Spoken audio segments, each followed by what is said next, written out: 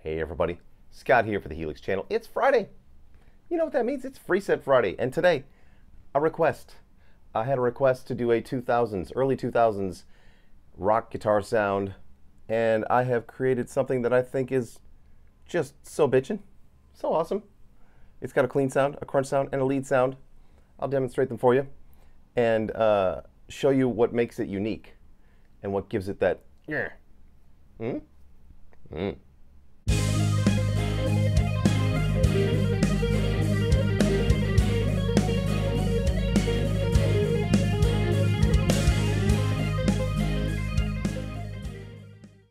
Oh my God, I'm handheld. What's going on? Oh shit. I'm going to show you what's up. This is what's happening.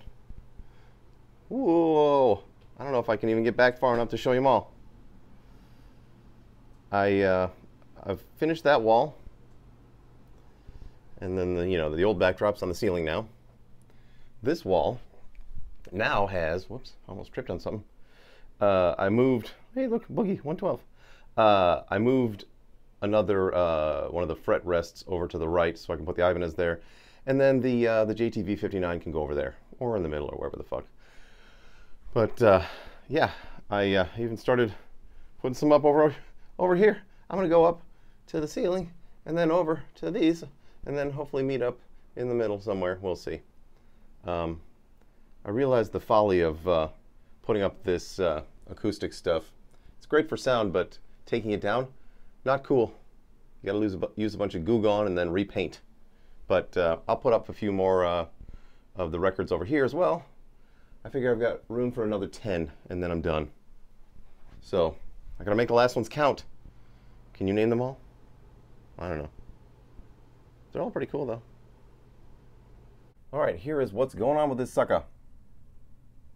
It's easy. It's got a pair of LA Studio comps, one on the in the front of everything, and then one at the end of the second path. And the top path feeds into the bottom path so that we can combine the compressor on the top. And I don't necessarily have to do it that way. I just like to do it that way. It saves having to have a couple of blocks doing the same exact thing. Splits even. The amps are the placator dirty, and the placator dirty. They're slightly different though. On the clean sound, you have to drop it way down, the drive and the master, but you also have to crank the volume way up because it gets pretty quiet. You've got to turn off all four of these suckers and then roll off the bias to get close to a clean sound. It's kind of a clean right on the edge of breakup, which is kind of cool though, I think. To me, that's a hip sound. And I'm using the Marshall 1960V IR and the high watt. Both of those are 412s. Now on top, for the clean, I'm using the 70s chorus, but in vibrato mode. Yes. On crunch, it goes away. On lead, it comes back, but only about half strength. It gives it a kind of unique sound. Room reverb. And the dual pitch is only on during the clean. And it just adds some pitch shifting, fun, and some delay. 36 millisecond delay. It's very minimal. Now, what's going on here with the crunch sound, to get it to be so punchy and just, in your face, I'm killing all the bass and then bringing the sag way down. Bringing the sag way down is super important if you want to recreate, a boogie type crunch sound without using one of the boogies. Like on a boogie, there's not a lot of tube sag, and meaning between the time when you actually hit something with your pick, hit a string with your pick, and the sound is reproduced through the amp, the tube, it's like it collapses into itself and then blooms.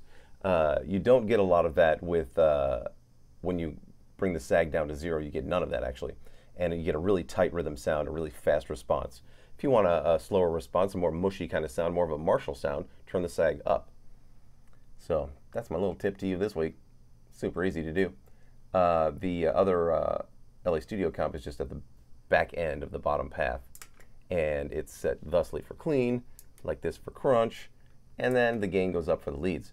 Now, the three things that happen on the leads, the gain goes up right here, the drive goes up, and the master goes up on both amps and both compressors. And the combination of those three things just really gives you a ballsy, in your face, just super, you know, cool lead sound. So, would you like to hear them?